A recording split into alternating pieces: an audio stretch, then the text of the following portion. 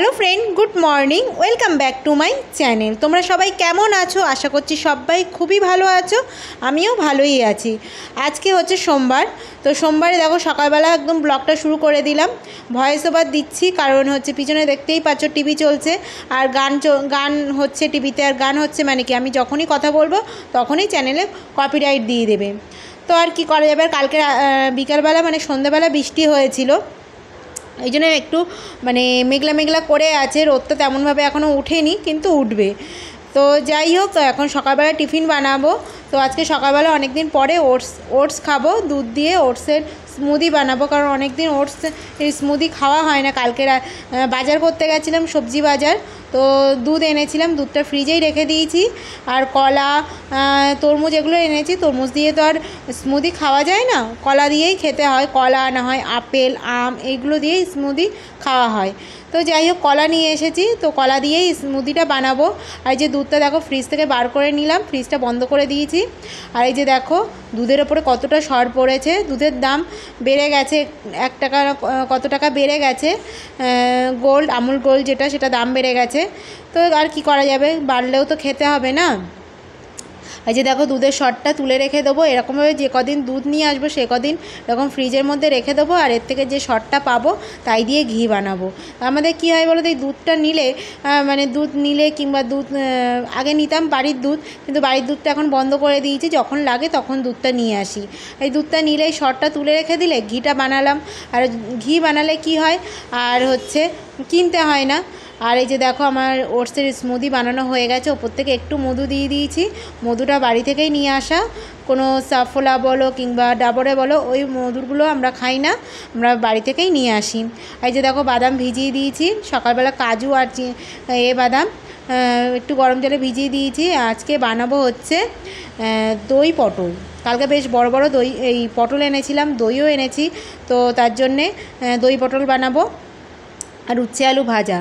তো এই যে দেখো স্মুদিটা বানিয়েছি, আমার বরকে দিয়ে দিলাম, বরকে খাবারটা দিয়ে দিলাম, সকালের খাবার এটাই, আর কিছু খাবো না, এটা দিয়ে খেলেই পেট ভরে যায়। আর এটা আমি খেয়ে নিচ্ছি, একটু মধু দিয়েছি, মধু দিতাম না কিন্তু আমার জানি আমার বর চাইবেই, যখনই খাবারটা দিতে গেছি তখনই বলছে আমার একটু মধু দাও। তারপরে আমি বললাম যে আমার তো মধু দেওয়াই আছে, আমি তো জানি তুমি চাইবে। তো যাই হোক, দেখো খাওয়া দাওয়া করে এখন রান্নাবান্না করতে চলে এসেছি। সবজিগুলো কাটা হয়ে গেছে, উচ্ছে আলু কাটা হয়ে গেছে, আর হচ্ছে পটল কাটা হয়ে গেছে। এই যে দেখো চালটা ভিজিয়ে দেবো, চালটা ভিজিয়ে দিলে কী বলো তো, গ্যাসটাও কম পড়ে। আর এই যে একটু বাসমতি চাল, তো হচ্ছে বাসমতি চালটা ভিজিয়ে রাখলে একটু হচ্ছে কী হয় বলো তো, লম্বা লম্বা ভাত হয়। তোমরা ভাবছো আমরা রেগুলার বাসমতি চাল খাই, কিন্তু কিছু করার নেই, এখানে বাসমতি চালটা বেশি পাওয়া যায়, আর যে সেদ্ধ চাল না খুবই কম পাওয়া যায়। আর একটা সেদ্ধ চাল পাওয়া যায় খুব মোটা, সেটা খেতে পারি না, কিন্তু কিছু করার নেই, বাসমতি চালটা খেতে হয়। আর এই যে মোটা যে চালটা পাওয়া যায় সেটাও প্রায় একই দাম, মানে 10-20 টাকার হেরফের। ওই জন্য এই 70 টাকা করে এই চালটা নেয়, একটু ভাঙা চাল, কিন্তু লম্বা লম্বা ভাত হয়। তোমরা দেখলে বিশ্বাস করতে পারবে না, যখন আমার ভিডিও দেখবে তখন দেখলে তোমরা বুঝতে পারবে না যে এটা আমরা ভাঙা চালের ভাত খাই। তো যাই হোক, সবজিগুলো কেটে নিলাম, সবজিগুলো কেটে এই যে বাসনগুলো ছিল একটু ধুয়ে নিলাম, নিয়ে তারপরে দেখো একটু দই হচ্ছে দইটা ফেটাতে হবে, কারণ দই পটল বানাবো, তো তার জন্য দই মশলা সবগুলো আলাদা আলাদা করে রেখে দেবো। এই যে দেখো দই নিয়ে নিচ্ছি কিছুটা। তো তোমরা যদি 1 কিলো পটলের দই পটল করো তাহলে 300 গ্রাম দই নিলে হয়ে যাবে। আমি এখানে আন্দাজ মতো 6টা পটলের করছি, সেই মতো একটু দই নিয়ে নিচ্ছি, দইটা ভালো করে ফাটিয়ে নেবো। তো চলো তোমরা ভিডিওটা দেখতে থাকো, ভিডিওটা কেমন লাগলো আমাকে অবশ্যই কমেন্ট করে জানাবে। আর যারা হচ্ছে আমার চ্যানেলে প্রথমবার এসছো তাদের তাদেরকে বলবো প্লিজ চ্যানেলটা সাবস্ক্রাইব করে বেল আইকনটা অবশ্যই প্রেস করে রেখে দেবে। যখন আমি কোনো ভিডিও করব কিংবা লাইভ করব তখন তোমাদের কাছে নোটিফিকেশান পৌঁছে যাবে। এই যে চলো দইটা ফাটিয়ে নিই, তারপরে একটা মশলাটা বানাবো। মশলা তো কড়াই আছে, আদা বাটা আছে, কারণ আদা আমি প্রায় 1 সপ্তাহের জন্য ফ্রিজে রেখে দিই বেটে, কারণ সবসময় কী বলো তো, দুজনের রান্না, এত তো আদা লাগে না, অল্প একটু আদা লাগে, আর আমি একটু আদাটা কমই খাই, তো তার জন্য একটু বেশি করে আদা পেস্ট করে রেখে দিই। তো এই যে দেখো একটা বাটি নিয়ে নিলাম, বাটির মধ্যে দেখো একটা মশলা বানাবো, তো তার জন্য আদাটা ফ্রিজ থেকে বার করে নিচ্ছি। দইটা আবার দেখছি যে ভালো করে ফেটানো হয়েছে কিনা, আর একটু ঘুরিয়ে নিচ্ছি, তাহলে দইটা যত বেশি ফেটাবে না তত মানে রেসিপিটা বা দই পটলটা বেশ খেতে হবে। তো এই যে দেখো একটা পেস্ট বানিয়ে নিচ্ছি, এখানে দেখো আদা বাটা দিয়ে দিলাম, আর হচ্ছে একটু মশলা, জিরে, ধনে, একটু হলুদ গুঁড়ো, একটু লঙ্কার গুঁড়ো, সব একটা ওই দেখো বাটির মধ্যেই নিয়ে নিচ্ছি। আর এর মধ্যে দিয়ে দেবো সামান্য জল দিয়ে ভালো করে মিক্স করে বাটিটা এক সাইডে রেখে দেবো। আর হচ্ছে যে বাদামগুলো নিয়েছিলাম সেই বাদাম আর হচ্ছে লঙ্কা দিয়ে ভালো করে পেস্ট করে নিয়েছি। তো যাই হোক পেস্ট করে রেখে দিয়েছি। এবার হচ্ছে রান্নাবান্না করব। এই যে দেখো মশলাটা নিয়েছি, নিয়ে দেখো তোমরা গোলমরিচ গুঁড়ো দিতে পারো। আমি আর মানে আমার জিরের মধ্যে গোলমরিচ দেওয়া আছে, ওই জন্য আলাদা করে আর গোলমরিচ দিলাম না। তোমরা যদি আলাদা করে গোলমরিচ মানে আমি যখন জিরে গুঁড়ো করার সময় মরিচটা দিয়েছি, তোমরা যদি ওরকম না দাও তাহলে একটু মরিচ আলাদা করে গুঁড়ো দিও, কারণ খেতে টেস্ট হয়। আর যাই হোক দেখো মশলাটা ভালো করে মিক্স করে এক সাইডে রেখে দিলাম। এবার হচ্ছে সব এক সাইড করে দেখো মশলা কৌটোটাও এক সাইড করে রেখে দিলাম। দিয়ে এবার হচ্ছে কড়াটা গ্যাসে বসিয়ে দেবো, কারণ পটলগুলো ভাজতে হবে। কিন্তু হচ্ছে আগে উচ্ছে আলু ভাজাটা মানে করে নিই, তারপরে দই পটলটা বানাবো। তো উচ্ছে আলু ভাজতে তো বেশিক্ষণ লাগবে না। তো ওই যে কড়াটা বসিয়ে দিলাম। আর এই যে আদাটা আমি ফ্রিজের মধ্যে রাখতে দিয়েছি, মানে রেখে দিয়েছি। আর এই যে দেখো একটু লঙ্কা নেব, শুকনো লঙ্কা, হচ্ছে দই পটল বানাবো, হচ্ছে উচ্ছে আলু ভাজা করব। তো আমি উচ্ছে আলু ভাজা করলে আমি একটু শুকনো লঙ্কা ফোড়ন দিই।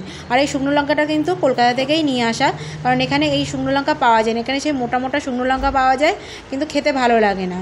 তো ওই জন্য আমরা বাড়ি যখনই যাই তখনই এই শুকনো লঙ্কা, চাউমিন, একটু হচ্ছে পাঁচ ফোড়ন, এই টুকিটাকি জিনিস এগুলো নিয়ে আসাই হয়, কারণ এখানে যেগুলো পাওয়া যায় না সেগুলো তো নিয়ে আসতেই হয়। আর আমি যখনই যাই তখন শুকনো লঙ্কাটা অবশ্যই নিয়ে আসি, পাঁচ ফোড়নে নিয়ে আসি। তো যাই হোক চলো কড়ার মধ্যে তেল দিয়ে দিলাম। আর তেলটা তোমরা লাল ভাবছো, এটা সর্ষের তেল নয়, এটা হচ্ছে রাইস ব্র্যান্ড অয়েল। কারণ আমি রাইস ব্র্যান্ড অয়েল আগে নিয়ে আসিনি, আমার বর খেতে চায় না।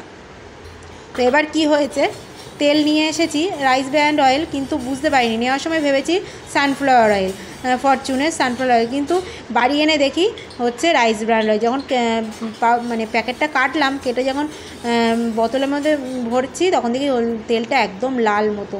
তো তখন দেখলাম প্যাকেটটা হচ্ছে রাইস ব্র্যান্ড অয়েল। কিন্তু কেন বলছি, প্যাকেটটা প্রায় একই রকম দেখতে লাগছিলো, ওই জন্য আমরা ভেবেছি হচ্ছে সানফ্লাওয়ার অয়েল। কিন্তু আর কি করা যাবে, নিয়ে এসেছি যখন খেতে তো হবেই। আমার বর বলে এই তেল দিয়ে রান্না করলে একদম ভালো লাগে না, কিন্তু সেইটা আমি আমার বরকে রান্না করে খাইয়েছি, কিন্তু আমার বর বলছে না ঠিকই আছে রান্না, এমন কিছু অসুবিধা হচ্ছে না। কারণ ও নাকি একবার খেয়েছিল রাইস ব্র্যান্ড অয়েল দিয়ে, কিন্তু খেতে খারাপ লেগেছিল। কিন্তু আমিও আগে খেয়েছি, কিন্তু বারবার বলেছিলাম যে খেতে খারাপ হয় না, কিন্তু আমার কথা শোনেনি। কিন্তু এখন খাইয়েছি, বলছে ঠিক আছে। তো যাই হোক চলো এই উচ্ছে আলু ভাজা করে নিই, তেলের মধ্যে শুকনো লঙ্কা ফোড়ন দিয়ে তারপরে উচ্ছে আলুটা দিয়ে দিলাম। এখন একটু লবণ দিয়ে ভালো করে মিক্স করে কিছুক্ষণ রেখে দেবো। হলুদটা একটু পরেই দেবো, কারণ এখন যদি হলুদটা দিই না কড়াইতে লেগে যাবে। তো ওই জন্য হলুদটা একটু পরে দেবো, আর একটু ভাজা ভাজা হয়ে গেলে তারপরে খুব সামান্য একটু হলুদ দেবো, বেশি হলুদ দেওয়ার দরকার নেই। তো যাই হোক চলো উচ্ছে আলুটা ভেজে নিই, তারপরে দই পটলটা বানাবো। তো দেখো আমার উচ্ছে আলুটা ভাজা হয়ে গেছে। ওইদিকে ভাতটা আর একটা গ্যাসে মানে ওভেনে বসিয়ে দিয়েছি, ভাতটা প্রায় হয়ে গেছে, নামাবো। তো একটু দেখে নিচ্ছি ভাতটা, এই যে দেখো ভাতটা প্রায় হয়ে গেছে, বেশিক্ষণ লাগে না, 5 থেকে 10 মানে 5 মিনিট না, ওই 7 থেকে 10 মিনিট লাগে, তারও অতটাও মনে হয় লাগে না, আমি ঘড়ি দেখিনি, কিন্তু অতক্ষণ লাগে না। তো যাই হোক চলো কড়াইতে তেল দিয়ে দিই, তেলটা গরম হতে থাক। আর এই যে দেখো তেল দিয়ে দিলাম, তেলটা গরম হতে থাক, গ্যাসটা আস্তে দিয়ে তার মধ্যে আমি ভাতটা যদি হয়ে যায় আমি নামিয়ে দেবো। তো চলো ভাতটা আরেকবার চেক করে নিই, চেক করে তারপরে যদি হয়ে যায় ভাতটা নামিয়ে নেব। তো তার জন্য দেখো আগে তেলটা একটু মিক্স করে নিয়ে তারপরে ভাতটা নামাবো। আর দই পটলটা সবসময় সর্ষের তেল দিয়ে করবে, এটা সর্ষের তেল দিয়েছি, তোমরা দেখে নিশ্চয়ই বুঝতে পেরেছো। সর্ষের তেল দিয়ে করলে এটা নিরামিষ পদ, খেতে ভালোই লাগে সর্ষের তেল দিয়ে, কিন্তু সর্ষের তেলটা আমরা একটু কমই খাই। তো যাই হোক চলো ভাতটা হয়ে গেছে, ভাতটা হচ্ছে ফ্যানটা ঝারিয়ে নিই। তো তার জন্য দেখো এই ডেচকি নিয়ে নিয়েছি, ডেচকির মধ্যে ফ্যানটা ঝারিয়ে নেবো। তো যাই হোক এখানে যখন ফ্যানটা ঝাড়াচ্ছিলাম তখন দেখলাম যে জলটা অনেকটাই বেশি আছে। তো তার জন্য হাঁড়ি থেকে কিছুক্ষণ করে দেখো কলটা চালিয়ে দিলাম, দিয়ে এই যে দেখো জলটা কিছুটা মানে ফ্যানটা কমিয়ে নেবো, নিয়ে তারপরে উবুর দিয়ে দেবো। আমরা উবুর দেওয়া বলি, তোমরা কে কী বলো আমি জানি না, আমাকে প্লিজ কমেন্ট করে জানাবে। এই যে দেখো ভাতটা ডেচকির মধ্যে উবুর দিয়ে দিলাম। তো যাই হোক চলো হচ্ছে ভাতটা ফ্যানটা ঝরুক, আমরা এবার পটলটা ভেজে নিই। তেলটা গরম হয়ে গেছে, তো চলো। পটলটা কি বলো, একটু হালকা করে খোসা ছাড়িয়েছি, দুই দিকে দুটো এগুলো কেটে নিয়েছি, আর মাঝখান দিয়ে একটু চিড়ে দিয়েছি, দুই ধার দিয়ে একটু চিড়ে দিয়েছি। দিয়ে গোটা পটলই রেখেছি, গোটা পটল দিয়ে দই পটল ভালো লাগে। পটলটা কেটে দিলে ভালো লাগবে না, মাঝখান দিয়ে পুরো কেটে দিলে ভালো লাগবে না। তো যাই হোক, তেলটা তো ছিটকাচ্ছে। আমার বর তো বলে, যখন আমি মাছ ভাজি তখন বলে কি, একটা হেলমেট ব্যবহার করো, যে আমাদের যে গাড়ি হেলমেটটা আছে হেলমেটটা পরো, তাহলে আর চোখে মুখে মানে তেল ছিটকাবে না। কথা শুনে হাসিও পায়। তো যাই হোক, পটলটা দেওয়া হয়ে গেছে, একটু লবণ দিয়ে দিলাম, লবণ দিয়ে মিক্স করে ঢেকে রেখে দেবো। আস্তে আস্তে পটলটা ভাজা হতে থাক। আমার ওইদিকে ফ্যানটাও ঝেড়ে গেছে। তারপরে পটলটা ভাজা হয়ে গেছে, দেখো পটলটা তুলে নিলাম, মানে তুলে নিচ্ছি। এরপরে পটলটা মানে দই পটলটা কীভাবে বানাবো সেটা তোমরা অবশ্যই দেখতে থাকো। কেমন লাগলো ভিডিওটা আমাকে অবশ্যই কমেন্ট করে জানাবে। পটলটা বেশি ভাজলাম না, হালকা করেই ভেজেছি, মানে খুব বেশিও ভাজিনি, খুব কমও ভাজিনি, মিডিয়াম ভেজেছি। তারপরে দেখো আবার একটু তেল দিয়ে দিলাম, তেল দিয়ে এরপরে তেলের মধ্যে দিয়ে দেবো কালো জিরে, একটা শুকনো লঙ্কা ফোড়ন। তো তোমরা চাইলে নাও দিতে পারো শুকনো লঙ্কা, তো আমি শুকনো লঙ্কা খেতে ভালোবাসি, শুকনো লঙ্কাটা দিলে বেশি ভালো লাগে।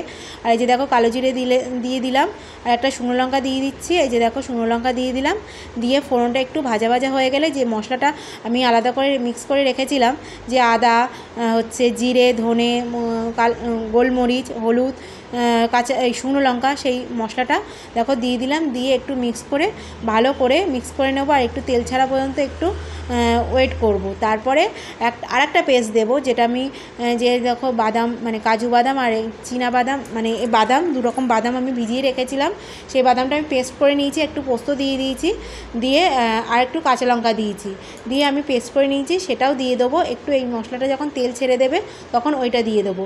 আর আমার একটা হ্যাবিট আছে, যে রান্নাবান্না করতে করতে না গ্যাসের ওপর তেল পড়লে আমি সঙ্গে সঙ্গে মুছে নিই। তো যাই হোক, এরপরেও কিন্তু রান্না শেষে কিন্তু আমি আবার গ্যাসটাও কিন্তু আবার মুছবো, কিন্তু তাও আমার মনে হয় যে জায়গাটা, রান্নার জায়গাটা একটু পরিষ্কার থাকা বেশ ভালো, নিজেরও ভালো লাগে। তো যাই হোক, মশলাটা প্রায় কষানো হয়ে গেছে, বেশিক্ষণ লাগবে না, বেশিক্ষণ কষানোর দরকার নেই। তো যাই হোক, এবার হচ্ছে দিয়ে দেবো মশলাটা। তো চলো, আর কিছু কিছু টুকিটাকি কাজ ছিল, সেগুলো করে নিলাম, নিয়ে এবার চলো ঢাকনাটা খুলে নিই। দেখো ঢাকনাটা খুলে নিলাম, মশলাটা প্রায় অনেকটাই তেল ছেড়ে দিয়েছে। একটু মিক্স করে নেবো, মিক্স করে তারপরে ওই যে পেস্টটা করে রেখেছিলাম সেটাও দিয়ে দেবো। দেখো অনেকটাই তেল ছেড়ে দিয়েছে, আর বেশিক্ষণ মিক্স করব না, কিন্তু একটু তেল ছাড়া পর্যন্ত তোমরা ওয়েট করবে। একেবারে যে কাঁচা মশলাটা কাঁচা থাকলে না খেতে একদমই ভালো লাগবে না। তো যাই হোক, অবশ্য এই যে মশলাগুলো দিতে দিতে কিন্তু মশলাটা কষানো হয়ে যাবে। দেখো মশলাটা কষানো হয়ে গেছে। এবার দেখো হচ্ছে যে মশলাটা, মানে বাদাম বাটা, বাদাম, কাজু বাদাম, আর হচ্ছে পোস্ত, কাঁচা লঙ্কা, যেটা পেস্ট করে রেখে দিয়েছি, তার মধ্যে একটু জল দিয়ে দিচ্ছি, কারণ ঢাকনাটার মধ্যে লেগে আছে। দিয়ে ভালো করে কৌটোটা পরিষ্কার করে তারপরে এই যে বাটাটা, বাদাম বাটাটা দিয়ে দেবো। তো চলো এবার এই বাটাটা দিয়ে দিই। তোমরা এই রেসিপিটা প্লিজ বাড়িতে একবার বানিয়ে বলো কেমন লেগেছে। তো এই যে দেখো পেস্টটা দিয়ে দিলাম, একটু কাঁচা লঙ্কা দিলাম, কারণ কাঁচা লঙ্কা না দিলে টেস্ট একদমই হবে না। এবার দেখো এই যে মশলাটা দিয়ে দিলাম, দিয়ে ভালো করে আবার মিক্স করে আবার ঢেকে দেবো, তেল ছাড়া পর্যন্ত ওয়েট করব। গ্যাসটা একদম আস্তে দিয়ে দেবো, বেশি জোর দেবো না, কারণ জোর দিলে কি বলো তো, তেলটা ছাড়তে দেরি হবে। একটু আস্তে দিয়ে ঢেকে রান্না করলে না তেলটা তাড়াতাড়ি ছেড়ে দেয়। দেখো একটু মিক্সিটা ধুয়ে জল দিলাম, দিয়ে ভালো করে মিক্স করে আবার ঢেকে রেখে দেবো কিছুক্ষণ, কারণ বাদামের কাঁচা গন্ধটাও চলে যাবে। একটু যদি মিক্স করে ঢেকে না রাখি, কাঁচা গন্ধটা থেকেই যাবে। তো তার জন্য দেখো মিক্স করে ঢেকে রেখে দিলাম। চলো কিছুক্ষণ পরে ফেরত আসছি। তো যাই হোক, চলো আমার মশলাটা কষানো হয়ে গেছে। এবার দেখো পটলটা দিয়ে দিলাম, মাঝে একবার হচ্ছে দেখে নিয়েছিলাম, তারপরে দেখলাম যে মশলাটা, মানে বাদাম বাটাটা দেওয়ার পরে হচ্ছে তেলটা ছেড়ে দিয়েছে। তারপরে দেখো পটলটা দিয়ে দিলাম, এবার পরিমাণ মতো লবণ দিয়ে দিচ্ছি, দিয়ে তারপরে মিক্স করে এবার যে টক দইটা ফ্যাটিয়ে রেখেছিলাম সেই টক দইটাও দিয়ে দেবো। তো একটু ভালো করে মিক্স করে নিচ্ছি, পটলটা মিক্স করে তারপরে দইটা দিয়ে দেবো। দইটা ভালো করে ফেটাবে, যত দইটা ভালো করে ফেটাবে না তরকারির টেস্টটা তত ভালো হবে। দেখো আমি দেওয়ার আগে তাও আবার আর একবার ফাটালাম না, কারণ হচ্ছে আগে ফাটিয়েছিলাম অনেকবার, তো ভালো করে ফাটিয়ে নিয়েছি, ওই জন্য আর ফাটালাম না। আর ওই যে দেখতে পেলে দইটা দিয়ে দিলাম, দিয়ে এবার ওই যে বাটিটা আছে বাটিটাও ধুয়ে জল দিয়ে দেবো, কারণ বাটি দেওয়া জল না দিলে না তরকারিটা বেশ টেস্ট হয় না। এবার জল দিয়ে ঢেকে রেখে দেবো, দিয়ে তারপরে হচ্ছে গরম মশলা ঘি দিয়ে দেবো। তো তোমরা চাইলে ঘি নাও দিতে পারো, আমিও ঘি দেইনি, ঘিটা একটু অ্যাভয়েডই করি, ঘিটা দিলে নিরামিষ তরকারি টেস্টি হয়। এই যে দেখো বাটিটা ধুয়ে একটু জল দিয়ে দেবো, দিয়ে ঢেকে রেখে দেবো।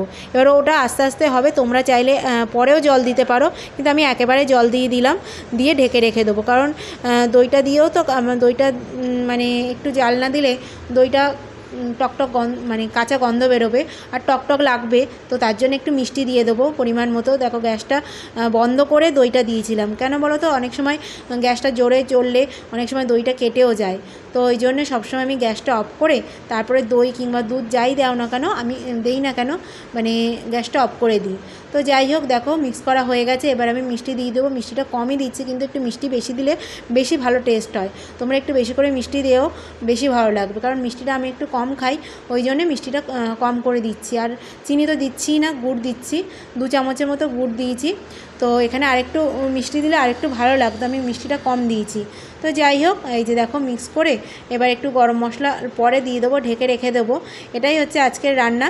রাত্রেবেলা আবার একটু জন্মদিনে মানে আমাদের উপরে যে বাঙালি কাকিমা আছে, কাকু আছে, তার মেয়েদের জন্মদিন, সেখানে যাব। সেই ভিডিওটা খুব তাড়াতাড়ি আসবে, তোমরা প্লিজ দেখো।